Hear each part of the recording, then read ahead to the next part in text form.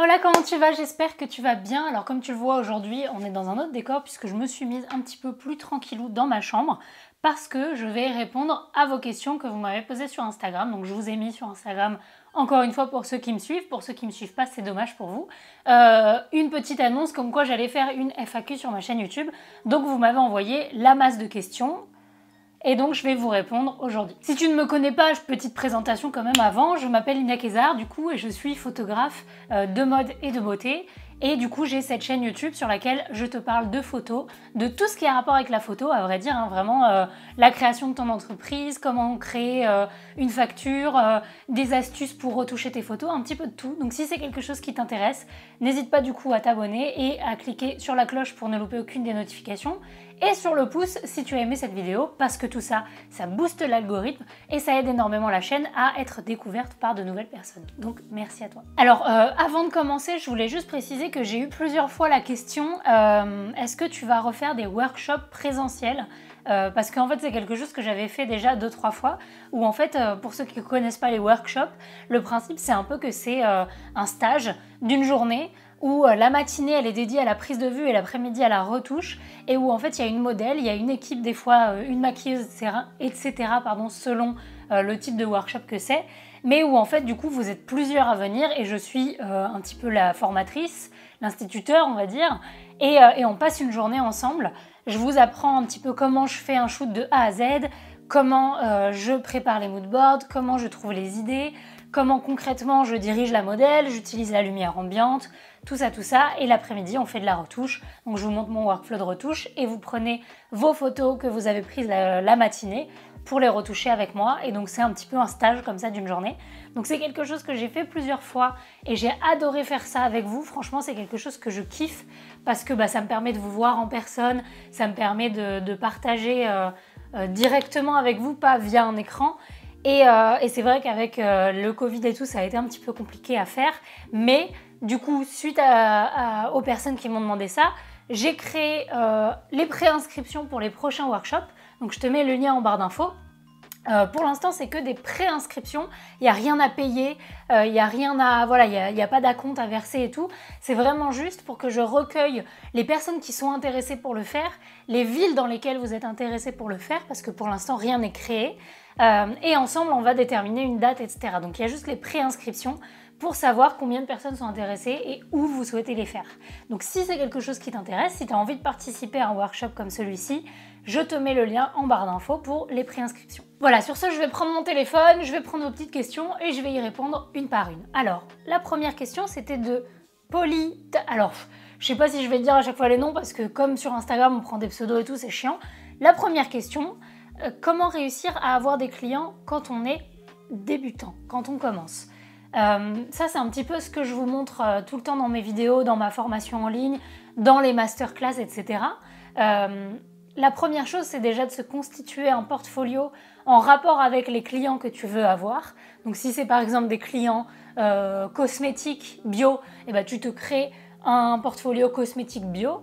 Peu importe, tu as compris l'idée, de se créer un portfolio en rapport avec les clients, de trouver les bonnes personnes à contacter, et ça on l'a vu ensemble sur la masterclass mais j'en referai une, et comment les trouver, comment les contacter, et ensuite tout simplement de prendre ton courage à deux mains, de les contacter, de leur montrer ce que tu es capable de faire.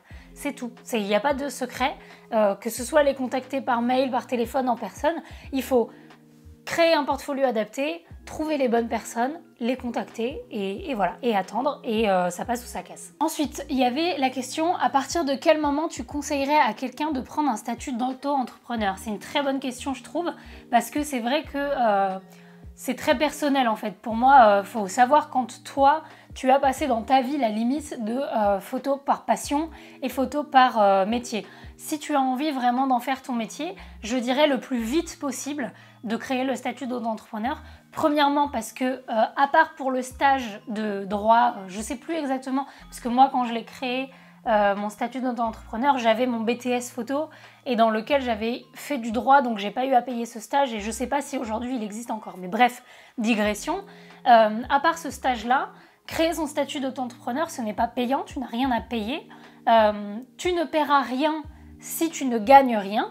c'est un statut où en fait tu vas payer que des cotisations en fonction de ce que tu as gagné, mais s'il y a des mois où tu n'as rien gagné, tu ne payes rien.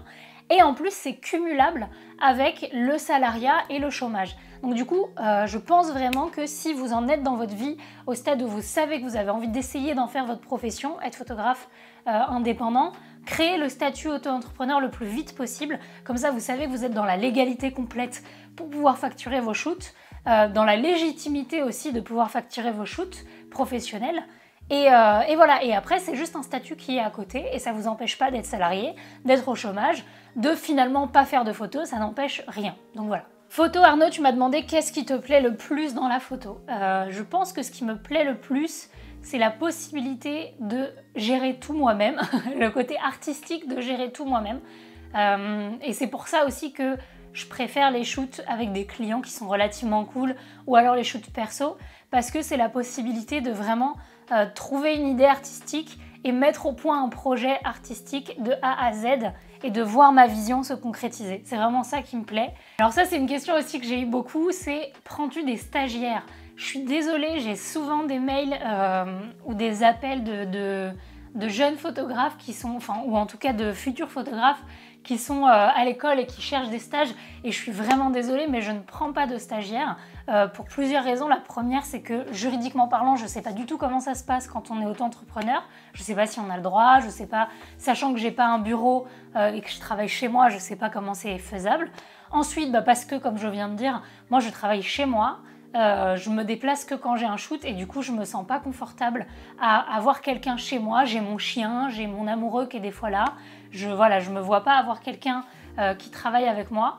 Et ensuite parce que mes semaines sont tellement aléatoires que j'ai peur d'avoir des semaines où il n'y a rien d'intéressant pour la personne à faire, le stagiaire. Même si c'est juste de l'observation, hein, je comprends bien, mais moi je préfère avoir un stagiaire quand j'ai quelque chose à lui faire. Donc à la limite, je pourrais prendre des assistants quand j'ai des shoots, mais au-delà de ça, je ne prends pas de stagiaire. Je suis désolée. Pixnat, tu m'as demandé le shoot de tes rêves. Je pense que ça change un petit peu tout le temps. Il y a des périodes où le shoot de mes rêves, c'était de shooter pour des grands magazines comme Vogue, etc. Maintenant, c'est plus trop le cas, en fait. J'aime bien le côté renom d'avoir sa photo publiée, mais maintenant, c'est plus forcément ce que je recherche. Je crois que le shoot de mes rêves, ce serait d'avoir un shoot pour une marque qui est importante à mes yeux, une marque dont je me reconnais, dans laquelle je me reconnais, et que ce soit dans un lieu atypique, par exemple, je sais pas moi, dans un autre pays, à Bali ou à Hawaï, ou des trucs un petit peu fantaisiques comme ça. Mais voilà, ce serait pour une marque pour laquelle j'ai une affection et dans un lieu merveilleux. Voilà, ce serait un peu ça le shoot de mes rêves. Et toi, ce serait quoi le shoot de tes rêves? Toi qui regardes la vidéo et toi, Pixnat, pardon, mettez-moi en commentaire, ce serait quoi le shoot de vos rêves? Je serais très intéressée pour voir vos réponses. Ça, c'est une question qui est récurrente, mais qui est toujours bien d'adresser. As-tu des conseils pour les débutants en photographie? Oui, pratique. Fais des photos vraiment au maximum, même si c'est que des photos de fleurs quand tu es dehors ou alors des photos de tes amis, etc. Mais le fait de faire de plus en plus de photos, ça va te permettre déjà de mieux maîtriser ton appareil photo et d'être sûr de pouvoir le dégainer à n'importe quel moment et d'avoir des bonnes expositions et tout. Et en plus, ça va te permettre de diriger un petit peu plus ce que tu aimes, ce que tu n'aimes pas et ton style en photo. Donc voilà, le seul conseil, c'est de pratiquer. Si tu ne pouvais utiliser qu'un seul objectif jusqu'au bout de ta carrière, lequel ce serait? Très bonne question. Je pense que ce serait le 24-105 de 8, le 24-70 de 8, pardon, de chez Canon. Parce que il est polyvalent, il est d'une super bonne qualité et il y a une bonne ouverture. Donc je pense que ça me permettrait de faire quand même plein de types de photos différentes et des shoots mode comme j'aime les faire en extérieur où j'ai besoin d'être un peu polyvalent et des shoots en studio. Et voilà, ça me permet de faire un petit peu tout, donc ce serait ma réponse. Arrives-tu à vivre de la photographie ou as-tu une autre activité? Non, j'ai pas d'autre activité, je vis uniquement de la photo depuis 2015 maintenant. Je suis sortie de mon BTS. J'ai fait 6 mois de travail en salarié, non plus, j'ai fait 8 mois de travail en salarié dans une entreprise de photo immobilière et à la FNAC en tant que vendeuse photo. Et ensuite, ça m'a saoulée et j'ai lancé mon activité en créant mon statut d'auto-entrepreneur. Et depuis, je vis de la photo à 100%. Et ça ne veut pas dire que j'ai tout de suite vécu bien de la photo, mais je vis de la photo uniquement depuis 2015 et maintenant, évidemment, je vis confortablement de ça. Alors, quels sont les 3 photographes avec moins de 5000 followers à suivre? Ça, c'est une super question, je trouve. Forcément, je vais vous conseiller des amis à moi parce que c'est du travail, enfin des photographes dont j'aime le travail, mais en plus j'aime les personnes. Le premier, c'est It's Fantasistic. C'est Alexandra avec qui j'ai déjà fait des vidéos. Les 3 personnes, c'est des photographes avec qui j'ai fait des vidéos. Donc je vous mettrai d'ailleurs les vidéos avec elle, soit à la fin, soit en barre d'infos. It's Fantasistic, c'est Alexandra. C'est une photographe très talentueuse. C'est que des filles en plus. Ensuite, la deuxième, c'est, faut que je retrouve son Instagram, c'est camille.giraud. Pareil, je vous le mets ici. Pareil, une copine photographe qui a fait le même BTS que moi, mais pas la même année, et qui fait un travail incroyable. Et ensuite, c'est Elodie Saïz, mais je ne sais plus son Instagram. Ah oui, c'est Elodie SZ. Bon, elle a 5908, mais je vais compter quand même dans les moins de 5000 parce que elle mérite que vous alliez voir son compte. Elle travaille avec des marques vintage et elle fait vraiment un travail incroyable. Donc voilà, c'est les 3 photographes que je vous recommande à suivre tout de suite sur Instagram. Et je suis désolée les autres copains et copines si je vous ai pas dit, hein, ça veut pas dire que vous faites du moins bon travail, ça veut juste dire que là, dans ma tête, c'est les 3 premières qui me sont venues. Alors ça, c'est une très bonne question et qui revient souvent sur une tranche d'âge qui est un petit peu plus haute que la mienne.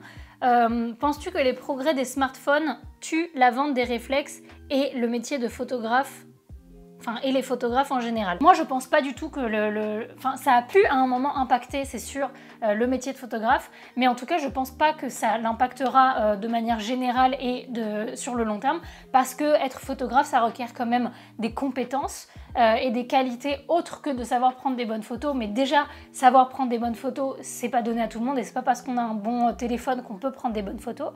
Donc, je pense pas du tout que ça va tuer le métier de photographe. Je pense qu'être bon photographe, c'est aussi savoir se vendre, c'est aussi savoir avoir son propre style, c'est aussi savoir démarcher des clients et tout. Donc tout ça, ça fait que c'est pas parce que quelqu'un a un téléphone qui va pouvoir piquer votre job. Et ensuite, quant à la vente de réflexes, je pense que c'est pas le smartphone qui va faire que les réflexes se vendent de moins en moins, c'est les hybrides. Parce que clairement, depuis que les hybrides sont sur le marché, en tout cas, ont été améliorés et repensés et sont de plus en plus présents, la vente de réflexes chute énormément. Je pense pas que ce soit le smartphone qui va tuer le business de la photo et les matos photo, parce que ça restera de toute manière moins développé et pour une autre cible que les photographes professionnels et les amateurs de photographie. Ah, alors ça, j'aime bien cette question. Coucou Lina, est-ce que tu es accro aux photos lors de tes vacances ou lors des événements familiaux? Non, absolument pas. Moi, franchement, je sais pas si c'est parce que je suis moins passionnée de photos que d'autres, je pense pas. Mais en tout cas, moi, depuis que la photo, c'est mon métier, j'essaye de garder ça mon métier. Je fais des shoots passion et je fais des shoots qui me tiennent à cœur et tout, qui sont pas rémunérés, qui sont pas par des clients, mais en tout cas quand je suis dans ma vie privée, je laisse mon appareil photo, je fais pas de photos. Quand je suis en vacances, j'apprécie avec mes yeux. Quand je suis avec ma famille, je fais pas de photos. Donc voilà, je sais que c'est pas le cas de tout le monde. Et ça veut pas dire que c'est mieux ou moins bien, mais en tout cas, j'ai failli faire tomber mon téléphone, mais en tout cas, non, je fais pas de photos quand je suis en vacances, etc. Vraiment, je suis la première personne à dire laissez-moi tranquille, je suis en vacances et je veux pas faire de photos, quoi. La créativité s'exprime mieux avec des portraits ou bien sur des shoots cosmétiques bijoux. Pour l'instant, je dirais avec les photos de mode et beauté, parce que les cosmétiques et bijoux, c'est quelque chose que je fais pour des clients. Donc forcément, pour l'instant, c'est plus carré et il y a plus une ligne directive à suivre. Donc c'est un peu moins créatif. Mais je commence à m'amuser un peu avec ça parce que franchement, c'est quelque chose que je faisais pas forcément avant. Les bijoux, je le faisais déjà, mais les cosmétiques, je le faisais pas trop et je m'y suis mise récemment. C'est pour ça que j'ai voulu vous partager un petit peu ça d'ailleurs sur Instagram. Mais je commence à m'amuser un petit peu avec et je pense qu'il y a un côté très créatif à explorer et que je trouve fun. Et en plus, ce qui est bien, c'est qu'on ne dépend pas du coup des modèles, etc. Donc pendant le confinement, ça aurait été parfait. et on dépend pas non plus de la lumière extérieure et de la météo. Donc je peux faire des shoots cosmétiques en hiver et ça va être très bien pour les prochains hivers. Bah voilà, c'est à peu près toutes les questions que j'ai eues. Après, c'est souvent des questions récurrentes mais qui sont posées différemment. Sur ce, comme je vous l'ai dit en début de vidéo, pour les préinscriptions sur le workshop, comme il n'y a pas de ville encore de définie et tout, c'est vraiment le moment de vous préinscrire et de me dire dans quelle ville vous voulez que je passe. Donc faites les préinscriptions sur le lien. Si vous aimez la chaîne YouTube, si vous aimez parler de photos, si vous avez envie d'avoir du contenu en rapport avec la photo sur votre YouTube, et ben mettez un petit pouce, abonnez-vous à la chaîne, mettez la cloche pour ne louper aucune des nouvelles vidéos. Et moi, comme d'habitude, je vous fais des gros bisous et je vous dis à bientôt. Ciao!